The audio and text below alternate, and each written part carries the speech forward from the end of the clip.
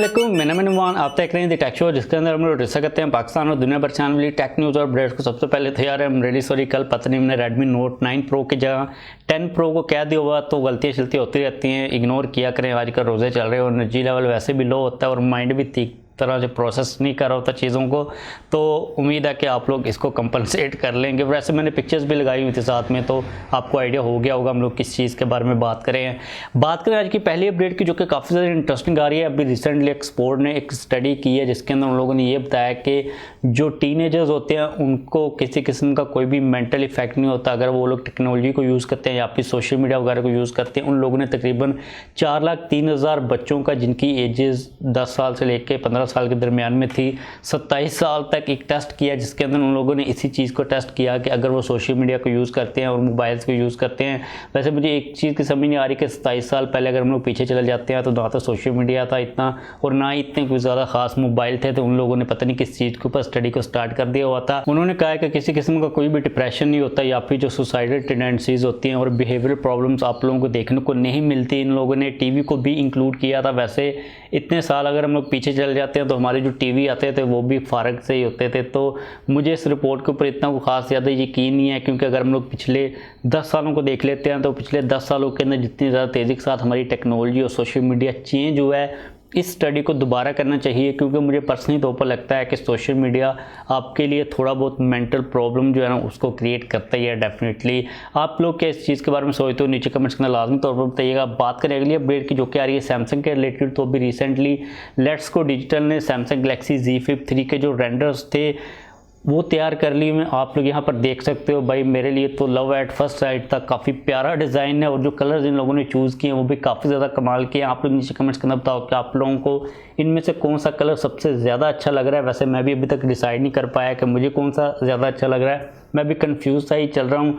और हम लोग इस डिज़ाइन को ऑलरेडी डिस्कस कर चुके हैं पहले। बैक साइड के ऊपर, बाहर वाली साइड के ऊपर आप लोगों को बड़ी स्क्रीन मिल जाएगी और वर्टिकल अरेंजमेंट के अंदर कैमरा के लेंसेज होंगे। तो लेट्स सी कि स्मार्टफोन की प्राइस कितनी होगी, क्योंकि ये थर्ड पार्टी रेंडर्स हैं, सैमसंग के ऑफिशियल रेंडर्स नहीं है, तो हम लोग इतनी ज़्यादा चीज़ों को डिटेल के अंदर डिस्कस कर नहीं सकते, क्योंकि अभी तक चीज़ें कंफर्म नहीं है कि सैमसंग छोटी छोटी चीज़ों को किस तरह इम्प्लांट करता है न्यू अपकमिंग फोल्डिंग फ़ोन के अंदर।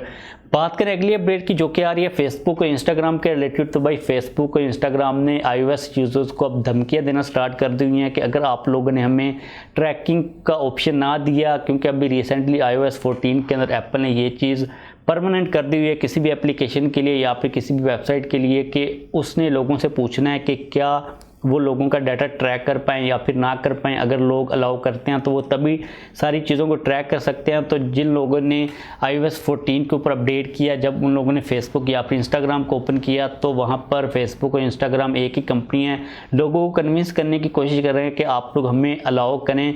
और एक ऑप्शन उन लोगों ने ये दिया कि इससे हम लोग फेसबुक और इंस्टाग्राम को फ्री ऑफ कॉस्ट रख सकते हैं। यानी कि उन लोगों ने ये कहा है कि help keep Facebook free of charge या फिर help keep Instagram free of charge. मतलब कि अगर आप लोग ये काम करोगे तो ये हमें हेल्प करेगा फेसबुक या फिर इंस्टाग्राम को फ्री ऑफ कॉस्ट रखने के लिए। मतलब कि ढके छुपे अल्फाज के अंदर उन लोगों ने ये कहा है कि अगर आप लोग इसको अलाउ नहीं करते तो डेफिनेटली हमारे लिए जो एड्स का मसला वो काफ़ी क्रिएट होगा, हमारा जो रेवेन्यू होगा वो काफ़ी डिक्रीज़ होगा। तो हमारे लिए ये चीज़ पॉसिबल नहीं होगी कि हम लोग फेसबुक और इंस्टाग्राम को iOS के अंदर फ्री रख सकें। तो लेट्स सी के फेसबुक और इंस्टाग्राम आगे फ्यूचर के अंदर क्या चीज़ें करते हैं, क्योंकि एप्पल ने अपना जो एक दफ़ा डिसीजन ले लेना था वो ले लिया हुआ है और एप्पल दोबारा वापस आता नहीं है, उनको इतनी ख़ास ज़्यादा फिक्र होती नहीं है। तो चीज़ें फ्यूचर के अंदर काफ़ी ज़्यादा इंटरेस्टिंग हो सकती हैं। बात करें अगली अपडेट की, जो कि आ रही है Xiaomi के रिलेटेड, तो अभी रिसेंटली Xiaomi ने MiUi 12.5 को कुछ लिमिटेड स्मार्टफोन्स के अंदर रोल आउट किया। तो उसके अंदर एक हिडन फोल्डर था, एक हिडन जगह थी जहां पर Xiaomi ने कुछ चीज़ें छुपाई हुई थी अपने टैबलेट्स के बारे में। फॉर एग्जांपल आप लोगों को सिस्टम नेविगेशन और कंट्रोल देखने को मिल जाते हैं जो कि फ़ोन के UI के अंदर थे, लेकिन अगर ये टैबलेट के रिलेटेड ना तो डेफिनेटली Xiaomi ने इस UI को टैबलेट्स के लिए भी डिज़ाइन किया हुआ है। अब एक चीज़ कंफर्म की जा रही है कि Xiaomi अपने प्रीमियम टाइप के टैबलेट्स के ऊपर काम कर रहा है, जिसके अंदर हमें जो स्नैपड्रैगन 888 या मिलेगा प्रोसेसर, या फिर जो स्नैपड्रैगन की 800 सीरीज़ है उसके प्रोसेसर्स देखने को मिल जाते हैं 860 या फिर 870। हम लोग काफ़ी देर से देख रहे हैं कि एंड्रॉयड की कैटेगरी के अंदर जो टैबलेट्स की मार्केट है वो काफ़ी स्लो चल रही है। सैमसंग के कुछ टैबलेट्स हमें मिल जाते हैं और हुआवे के मिल जाते हैं। हुआवे तो वैसे गेम से आउट हो चुका हुआ है और आज की डेट के अंदर जो टैबलेट्स की नीड है वो काफ़ी ज़्यादा है। तो मुझे लगता है कि Xiaomi अब फुली पावर के साथ टैबलेट्स की मार्केट के अंदर जंपिंग करने वाला, और अगर ये स्नैपड्रैगन की 800 सीरीज़ के प्रोसेसर्स के साथ आते हैं तो डेफिनेटली काफ़ी ज़्यादा पावरफुल टैबलेट्स होंगे और मार्केट के अंदर जो लोग होंगे उनको काफ़ी अफोर्डेबल बजट के ऊपर टैबलेट्स के ऑप्शन देखने को मिल जाएंगे। तो लेट्स सी कि Xiaomi के जो टैबलेट्स हैं वो कब आते हैं। बात करें अगली अपडेट की जो कि आ रही है इन्फिनिक्स के रिलेटेड, तो इन्फिनिक्स ने नोट 10 प्रो की जो लॉन्च डेट है पाकिस्तान के अंदर वो कन्फर्म कर दी हुई है। और एक चीज़ आप लोगों को मैं बताऊँ कि जो नोट 10 सीरीज़ है ना, ये जो नोट 10 प्रो है पूरी दुनिया के अंदर सबसे पहले मुझे लगता है कि पाकिस्तान के अंदर आएगा या फिर सेम डेट के ऊपर आ सकता है, क्योंकि जितनी भी बड़ी वेबसाइट्स है ना टेक वाली वो पाकिस्तान की इसी न्यूज़ को कवर कर रही हैं। मतलब चाइना के अंदर भी और अमेरिका या फिर यूरोप वगैरह के अंदर जो GSM मरीना वाले हैं वो भी पाकिस्तान के इन्हीं पोस्टर्स को उठा रहे हैं। तो बात करें लॉन्च डेट की तो 13 मई को इसको लॉन्च किया जा रहा है। 16 को कहा जा रहा है कि प्री बुकिंग स्टार्ट होगी और 18 को आप लोगों को सेल के ऊपर देखने को मिल जाएगा। जो स्पेसिफिकेशन हैं वो सारी की सारी हमें ऑलरेडी पता है, काफ़ी दफ़ा हम लोग डिस्कस कर चुके हुए हैं। तो लेट्स सी कि इसकी प्राइस कितनी होती है। और मार्केट के अंदर इस वक्त कंपटीशन को देखते हुए स्पेशली तौर पर जो टेक्नो स्पार्क 7 प्रो आ रहा है अभी तक स्टिल उसका मैं वेट कर रहा हूँ, वो काफ़ी कन्फ्यूजन क्रिएट कर रहा है, अभी तक वो मिल नहीं रहा। उसके आने के बाद और भी कुछ काफ़ी अच्छी हमें डिवाइसेस मिल रही हैं मार्केट के अंदर।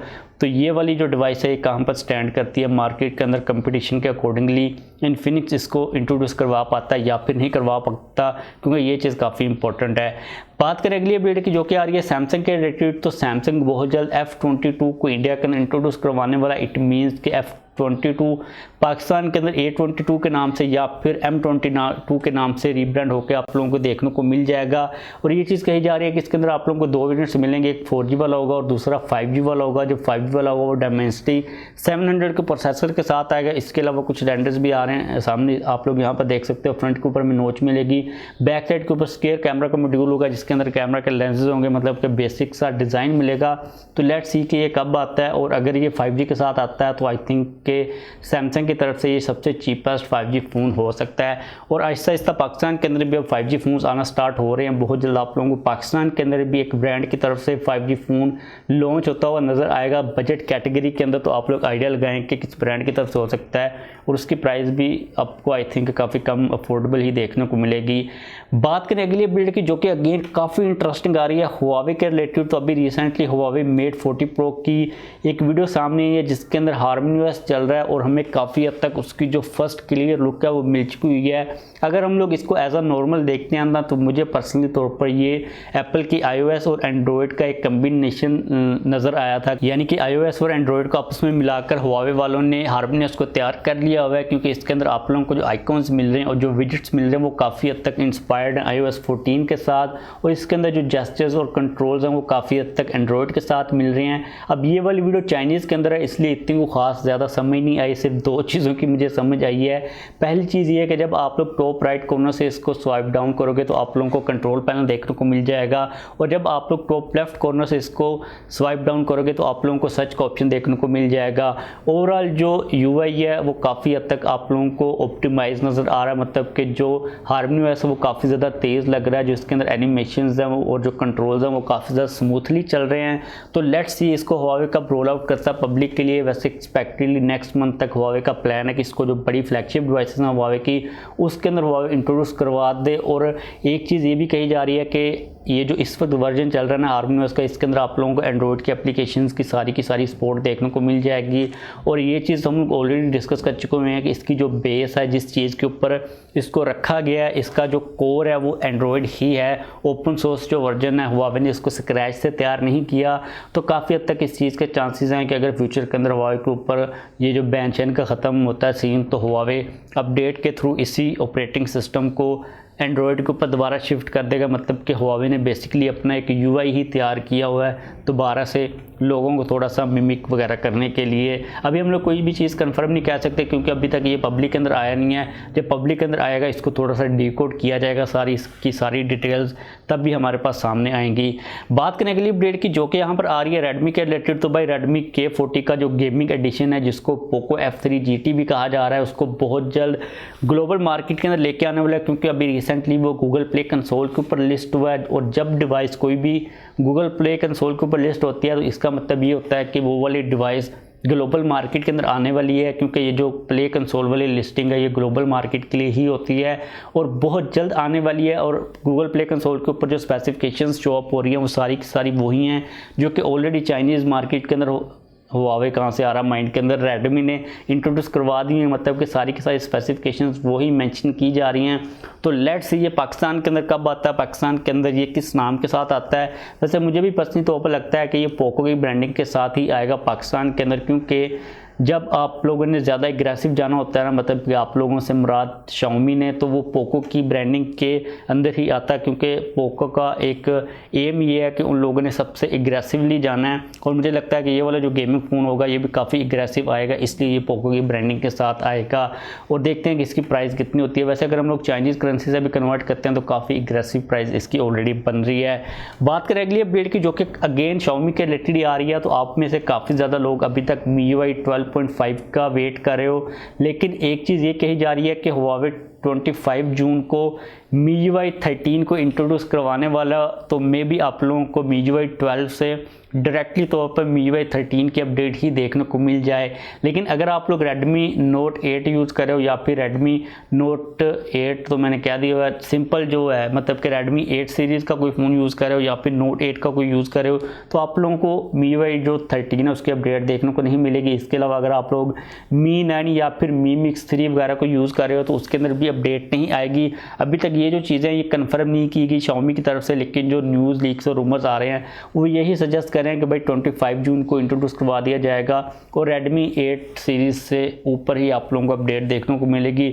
और होप्स हो कि इस UI की नई अपडेट के साथ आप लोगों को जो बग्स वगैरह के इश्यूज़ हैं वो सारे के सारे ख़त्म होते हुए नज़र आ सकते हैं। तो बस आज के लिए हमारे पास ये टेक न्यूज़ और अपडेट्स आ रही थी। वीडियो को खत्म करते हैं जाने से पहले अगर आप लोगों ने अब तक वीडियो को लाइक नहीं किया तो लाइक कर दीजिए। अगर आप लोगों को क्वेश्चन हो तो डेफिनेटली पूछ सकते हो। चैनल के ऊपर नए हो सब्सक्राइब नहीं किया हुआ तो चैनल को भी सब्सक्राइब कर लीजिएगा।